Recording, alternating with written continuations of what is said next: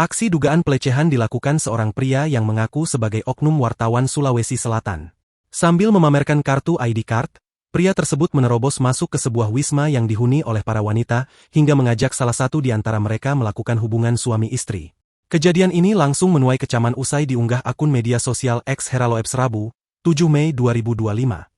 Dalam video terlihat seorang pria berambut gondrong yang tiba-tiba menerobos masuk ke dalam wisma yang dihuni para wanita. Seketika para penghuni pun kaget usai mendengar maksud kedatangan pria yang disebutkan sedang dalam kondisi mabuk itu. Sembari menghisap rokok, ia tak henti-hentinya memamerkan ID card wartawan yang dikalungkannya di leher. Pria tersebut memamerkan ID card wartawannya usai ditolak karena melakukan tindakan tak terpujinya itu pada penghuni rumah. Seolah menantang, pria tersebut berjalan keluar rumah dengan tak henti-hentinya memamerkan profesinya tersebut. Tak sedikit warganet yang mengecam aksi pria tersebut, lantaran bukan hanya tidak bermoral namun berpotensi merusak nama institusi.